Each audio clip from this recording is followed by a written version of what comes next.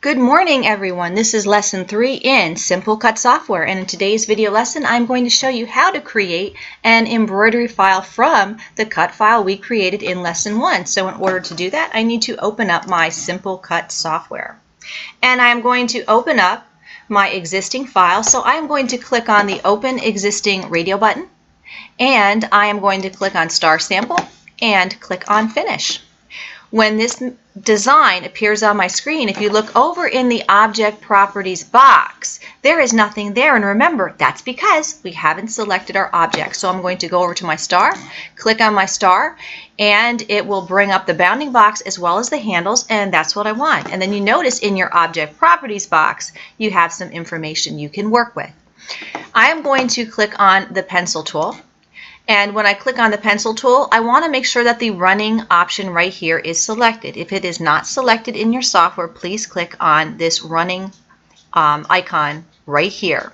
And it's going to bring up some stitches at the bottom. Now, in lesson 1, I had you select in your techniques dialog box when we were actually creating a new file, I had you select cut and embroidery. Those are those two green buttons. And I said you didn't have to choose stencil or anything else or crystals at this time. And in doing so, it just allows me to seamlessly go into the pencil tool and add the embroidery stitches. Now, if I had only selected cut, I could come up to the top here and my techniques are right here. I could select techniques and actually add more options. Now, I currently have this selected, so that is why it is red. And I have been using the cut file as well. So you don't have to revisit the techniques dialog box because, like I said before in lesson 1, I said, you know what, I just want you to click on cut and embroidery because it saves us time down the road. So we're in the running stitches right here, and I told you there are some stitches down here, and if you scroll through on your slide bar, you will see that you have well over 300 stitches from which to pick. And I am going to go back up to the beginning, and I am going to choose 04.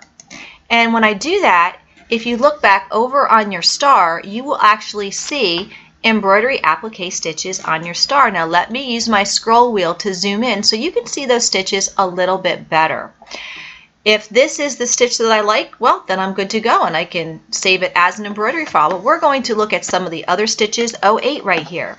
Now it looks like it's only on the outside, but if I bring my mouse over into my star, you can see that it actually is covering the outside of the edge and the inside of the edge as that applique embroidery stitch. There are more styles from which to pick, just so many. And if I scroll down and just pick various stitches, you can see how they're going to look on your design. And you know what? Play around with these. These are a whole lot of fun. I am going to go down to, let's see, there's a nice Greek style stitch here. Let's see if I can find that one. This is similar to what I was looking at, and here's a nice stitch right here, kind of on the large sides. If we scroll down, let's see, there's so many, and there are letters as well. For example, if I click on my initial and then I hover, you can see you can create an embroidery applique stitch out of letters as well, so that's pretty cute. And I must have passed by that Greek stitch. Let's look again, see if I can pick that up. And of course, when you're looking for something, it's not there. Here it is. All right, so when I click on 92, you're going to see we have our Greek stitches here. We have 93 over here. Now this presents an interesting dilemma because let me zoom in just a little bit. You see I have my Greek stitches, but they're sitting on the outside edge of the fabric. And you know what the problem is going to be. It's not going to catch the fabric, so we're really not going to have a true applique. This option right down here, mirror style, this is going to be important for you. Look what happens when I click on the mirror style. It looks like my stitches have disappeared, but if I hover on the inside, they have simply mirror imaged themselves so that the stitches are on the inside of the fabric. The only problem is we're so close to the edge that sometimes you realize that you may not catch the edge of that fabric, and then you have those frays and things like that, and that doesn't look too good either. So what we might want to do is play around with our offset. Now watch what happens when I increase the offset to 5. You can see that the edge of that Greek style stitch, that pattern, has extended outside of that edge, and we're actually covering that edge right now. So we can use our offset to control exactly where those stitches will be placed on our pre-cut fabric. All right, so let me go ahead and I'm going to choose a particular design right here. Let me see. Let's see what 39 looks like. No, don't want 39. I do have to go back and change my offset to 0. Okay, and I'm going to choose 50. Okay, and right with the offset of 0, it's really nice. It's covering the inside edge. I'm not going to have any issues with increasing or decreasing that offset. Mirror style is really not an issue because it's symmetrical on both sides. So let's say I have selected this stitch, I like it, and this is the one that I'm going to use. The only other thing I have to do is go over into my bucket tool, and I want to be concerned with this option right here, which is fabric trim. So I'm going to click on fabric trim, and I want to click on this drop down arrow, and I want to tell it to use pre-cut. Because when you think about this, we are assuming that you have used this cut file and you have sent it to the cutter, and you have stars that you have actually cut out. Now what we're doing is creating an embroidery applique file where we are just going to set those pre-cut pieces onto our hoop at the appropriate time, and then continue with the applique stitches that we see on the screen to stitch that applique down.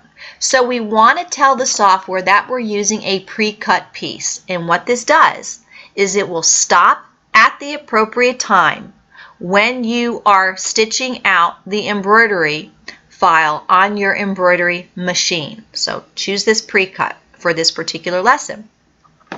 After we do that, we want to go and save our file. File, save as, and I want to save this, give it a name. We'll say star, click here again, star class